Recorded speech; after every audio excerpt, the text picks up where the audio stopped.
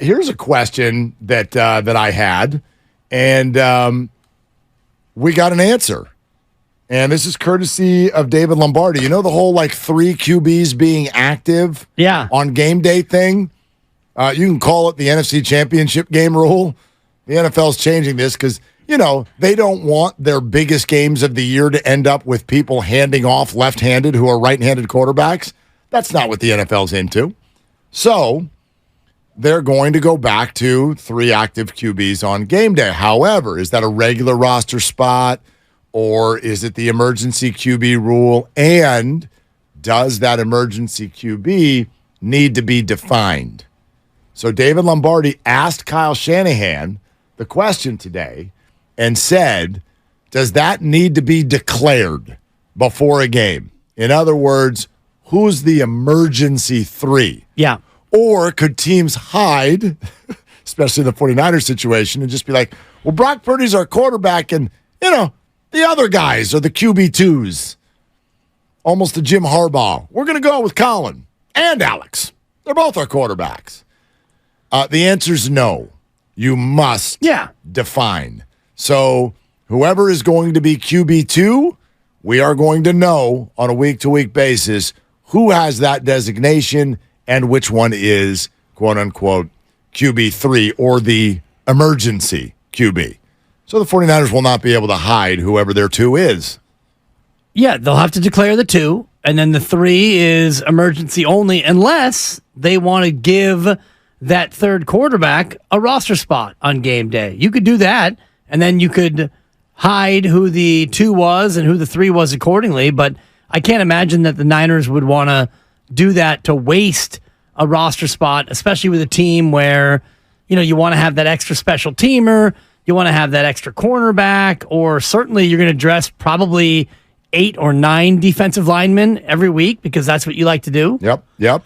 So before we go to the phones, here's what Kyle had to say on all of this earlier today. First and foremost, are you definitely keeping 3 quarterbacks on the roster? You keep 3 when you have 3. And everyone in the NFL, it's hard with the 53-man roster. So you'd like to keep 2 so you can get another position somewhere. The new rule, I don't think is going to change anyone. That's just a bonus. It's not like you get an extra 54th. It still takes away from that. You just get extra one up on game day. But for what happened to us the one time out of 10,000 games or whatever it is, I don't think people are going to change their rosters because of that. But if you do have a third one that you don't want to lose because it's hard to have quarterbacks. It's hard to keep them on practice squad too. Then that's what you got to do. All right, so we're going to keep 3 if we have 3.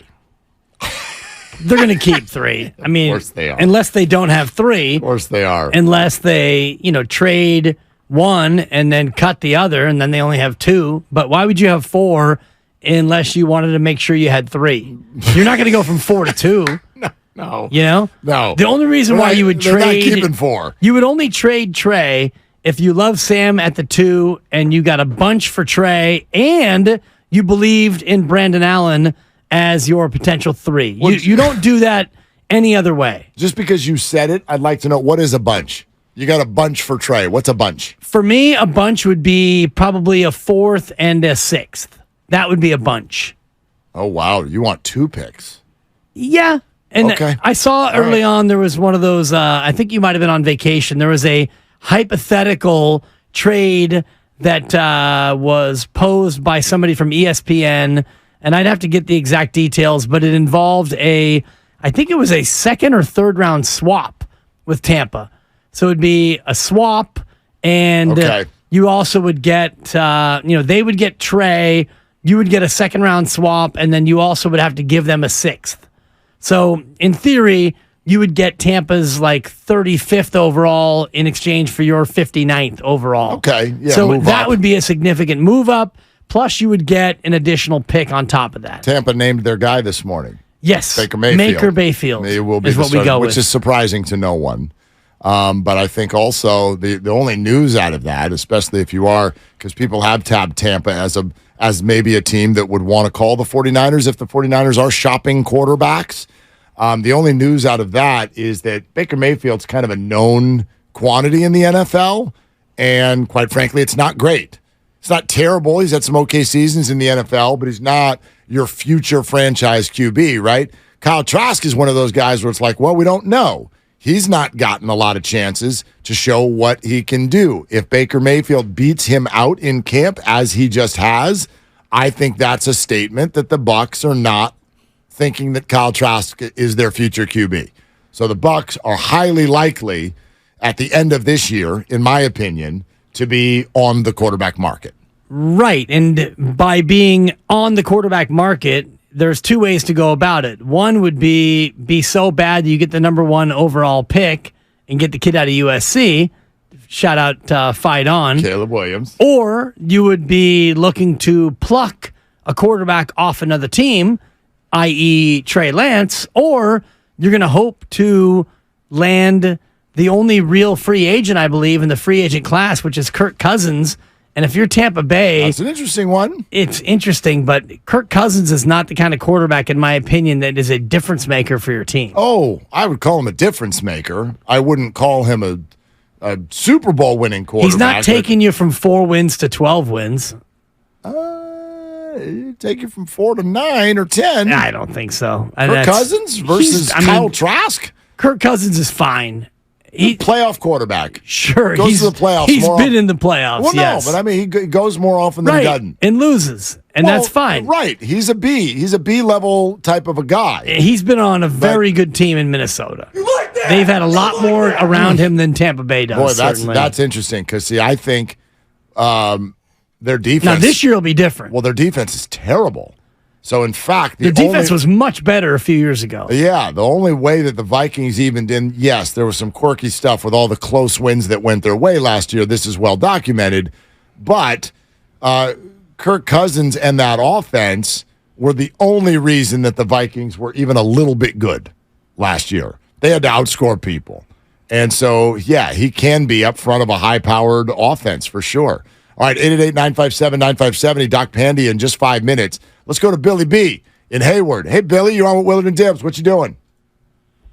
Hey, gentlemen, I appreciate you guys every single day. But I got to say, it's like hearing impending doom. You got Bosa hurt before he even stepped foot on the field. It's like saying he's going to fall out of an airplane on his way to the game and be injured. It's like he has to step foot, let the game unfold, let these guys get out there and play. If they get hurt, yeah, it's the nature of the sport. But it's like, I don't want to hear pessimism. I want to hear optimism. I want to hear that we're going to do this year. Not everybody getting hurt. Billy B, I'm not trying to say that it is going to happen. All I was saying is if he sustains an injury of that nature, at that point, you have to question the way they went about things. That's all I'm saying, Billy. Well, but Billy, also, I think you've got a point, and I'll accept certainly what Dibs just said, but for example, I think that it's obvious PTSD, but my goodness, the 49er fan base has got to stop with the assumption that everybody is going to get hurt and that it is Kyle Shanahan's fault. I don't get it. It's football. Yes, there has been tons of bad luck, but it's football. It's football. Like, I don't know what to do with that. I get that it's been a bummer, but to assume that means it's going to happen again. Billy, I'm with you. I am. Only one Bosa every 2 lifetimes. Well, there are two Bosas, actually. Yeah, thanks, Billy. I appreciate that. Thank you. Yeah, I just think... Look, Niners were 9th last year in adjusted games lost to injuries. Yeah. And I think the previous year they were first, or 2020 they were first. It's the stats are going to be in the favor of what you're saying. Right. So for you to ask Niners fans to not have that attitude, I think is unreasonable. No, but it's unfair. I'm asking them to it's stop. untenable. No, I'm asking them to stop putting a reason to it. Stop acting like there's... I'm not sitting here trying to blame anybody other than the Trey Lance injury, which was Kyle Shanahan's fault. The rest of it is just a fact. And when I talk about the need for 3 quarterbacks, I went there, and it's not the first time. When I talk about the need for 3 quarterbacks, I am basing that on the history of the Kyle Shanahan tenure, where they have always, other than 1 year, needed multiple quarterbacks. And if you look at the injury factor, this team tends to get hurt more than other teams. Now, this doesn't mean that it's Kyle's fault, and it doesn't mean that it's the turf's fault, although the turf at Levi Stadium used to be an absolute joke, and now it's a much better field than it used to be. It's just the fact that the Niners get hurt more than other teams. These are facts. What do they say when you make an investment? What's that little? What are those little words that the little signature page? All the little things that they say that when you make an investment, past performance is no indicator of future results. Right. When you say the Niners get hurt. There's a bunch of new players on this team this year. Like, are you under the impression that the injuries of last year have anything to do with this year? It's an individual thing. So George Kittle gets hurt every year. So you can count on George Kittle. If I set the over on George Kittle games played at 13 and a hook, you'd have to think about it. To me, that's any NFL player. But I know where you're going, and that's the injury-prone thing that we've had this conversation. There's nothing I can do to make 49er fans feel better about their bad luck. But you kind of, in my opinion, you have to declare. You can't say the 49ers always get hurt, and therefore you need to plan for it, but then say, but that's no one's fault. Like, it's either a 49er thing or it's just total bad luck, and it has nothing to do with this year whatsoever. Or it's the individual, or it's the fact that the team loves drafting guys with torn ACLs. Maybe. I mean, there's that too. That's to me more in the realm of fairness.